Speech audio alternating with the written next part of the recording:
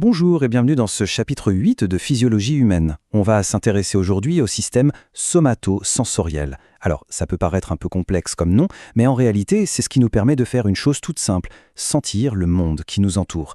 La chaleur d'une tasse, la douceur d'un tissu. Tout ça, c'est lui.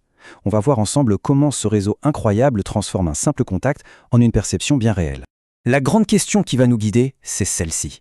Comment est-ce qu'un stimulus purement physique, une pression, une vibration, de la chaleur, devient une sensation consciente dans notre cerveau? C'est ce voyage fascinant du point de contact jusqu'à notre perception qu'on va décortiquer aujourd'hui. Alors tout commence ici au premier contact, avec les récepteurs. Il faut les voir comme les capteurs ultra spécialisés de notre corps. Ce sont eux, ces cellules, qui sont en première ligne pour détecter ce qui se passe et pour traduire une énergie, qu'elle soit mécanique ou thermique, en un langage que notre système nerveux comprend, des signaux électriques. Regardons d'un peu plus près cette coupe de la peau. On voit bien que ce n'est pas juste une enveloppe, c'est un organe sensoriel d'une richesse incroyable. On y trouve toute une panoplie de mécanorécepteurs. Par exemple, les corpuscules de Messner, qui sont assez proches de la surface, sont spécialisés dans le toucher léger. Une caresse. Et puis, beaucoup plus bas, on a les corpuscules de Pacini qui, eux, réagissent aux vibrations et aux pressions bien plus fortes. Ce tableau est vraiment essentiel pour comprendre à quel point nos capteurs sont diversifiés. Prenons juste deux exemples pour illustrer. D'un côté, on a les disques de Merkel. Eux, ils sont à adaptation lente. Ça veut dire qu'ils sont parfaits pour détecter une pression qui dure, comme quand on tient un objet dans la main. Et à l'opposé, on a les corpuscules de Pacini qui sont à adaptation rapide. Eux, ils s'activent surtout quand il y a un changement, comme une vibration. Ce qu'il faut retenir, c'est que chaque type de sensation a son récepteur optimisé. Parlons justement de cette notion d'adaptation. C'est un concept fondamental. Pensez à un vêtement qu'on enfile. Au début, on sent bien le tissu sur la peau, et puis au bout de quelques instants, on n'y fait plus attention. Eh bien ça, c'est le travail des récepteurs à adaptation rapide. Ils signalent le début et la fin du contact, mais ils ignorent le stimulus quand il devient constant. C'est un filtre super efficace qui évite de saturer notre cerveau avec des informations qui ne sont plus pertinentes. Et ce graphique, il illustre ça parfaitement. Regardez bien. La ligne du haut montre le stimulus. Il est appliqué, puis maintenu. Le récepteur à adaptation lente, au milieu, continue de décharger des potentiels d'action pendant toute la durée. Il informe le cerveau que la pression est toujours là. A l'inverse, le récepteur à adaptation rapide, en bas, ne décharge qu'au tout début et parfois un peu à la fin. Il signale simplement « ça commence » et c'est fini. Bon, une fois que le récepteur a généré son signal électrique, il faut bien l'acheminer. C'est là que les voies somatosensorielles entrent en jeu. On peut vraiment les voir comme des autoroutes de l'information qui vont transporter les données depuis la périphérie de notre corps jusqu'au grand centre de traitement, le cerveau. Ce qui est fascinant, c'est que ce n'est pas un trajet direct. C'est une véritable course de relais en 3 neurones. Le premier neurone, il part du récepteur, disons dans le doigt, et il remonte toute la moelle épinière jusqu'au tronc cérébral. Là, il passe le relais au deuxième neurone. Et ce deuxième neurone, il fait une chose cruciale. Il traverse de l'autre côté du corps avant de monter jusqu'au thalamus. C'est enfin le troisième neurone qui prend le relais depuis le thalamus pour livrer le message final au cortex somatosensoriel. Donc pour résumer, on a une organisation vraiment remarquable. Étape 1, activation du récepteur. Étape 2, voyage le long de la moelle épinière jusqu'au premier relais dans le tronc cérébral. Étape 3, deuxième relais dans le thalamus qui agit comme un grand centre de tri pour toutes les infos sensorielles. Et enfin étape 4, l'arrivée au cortex, là où tout va être interprété. Le signal est donc arrivé à destination. Mais un simple signal électrique, ce n'est pas encore une sensation. La dernière étape, et c'est peut-être la plus complexe, c'est le décodage. On va voir maintenant comment le cerveau s'y prend pour transformer ses impulsions en des perceptions riches et pleines de sens. Pour décoder l'info, le cerveau se base sur un concept clé, le champ récepteur. C'est tout simplement la zone de peau qui, si on la stimule, va activer un neurone en particulier. On en distingue deux grands types. Les types 1, qu'on trouve au bout des doigts par exemple, sont petits et précis, ce qui permet une discrimination très fine. Et les types 2, qu'on a plutôt dans le dos, sont beaucoup plus larges et donc beaucoup moins précis. Cette illustration le montre très bien.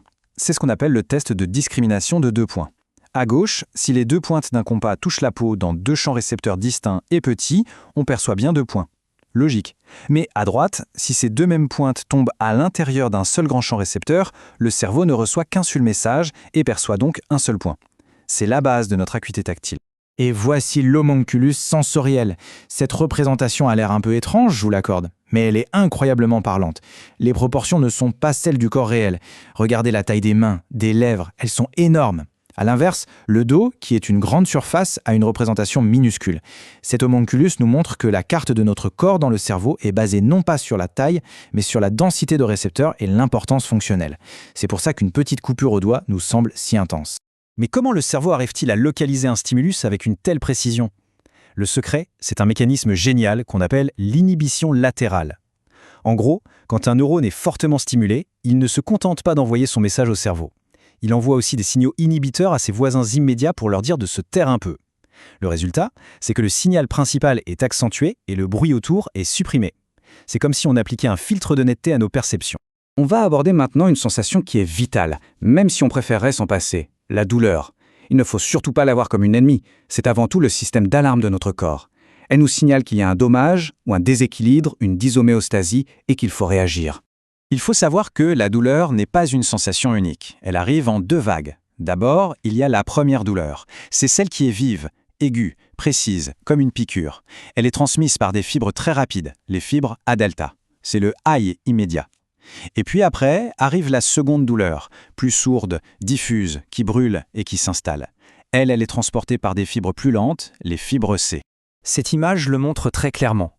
En situation A, normale, on a le pic aigu de la première douleur, suivi de la vague plus longue de la seconde douleur. Maintenant, si on bloque les fibres rapides A-delta comme en B, le pic initial disparaît. Il ne reste que la douleur sourde et tardive. Et inversement, si on bloque les fibres lentes, C comme en C, on ressent bien la piqûre initiale, mais la douleur persistante n'apparaît pas. C'est bien la preuve qu'on a 2 voix et 2 sensations bien distinctes. On a tous fait cette expérience. Après une blessure, la zone devient beaucoup plus sensible. C'est ce qu'on appelle l'hyperalgésie.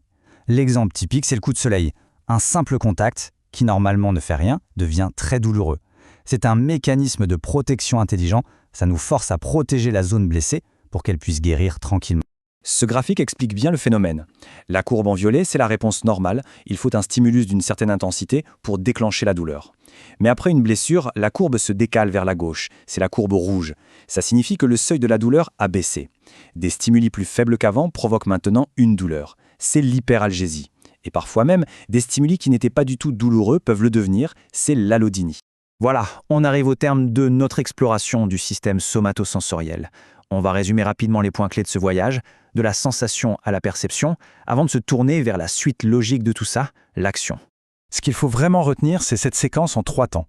D'abord, la détection par toute une armée de récepteurs spécialisés. Ensuite, la transmission de l'information par des voies nerveuses très organisées.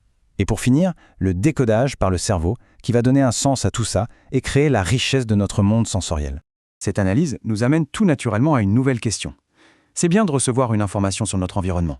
Mais comment est-ce que notre corps utilise cette information pour agir, pour interagir?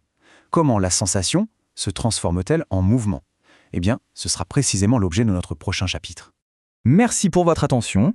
Pour bien assimiler tous ces concepts, je vous encourage vraiment à faire les quiz qui sont associés à ce chapitre. C'est le meilleur moyen de vérifier sa compréhension et de préparer la suite. On se retrouve très bientôt pour parler du système moteur.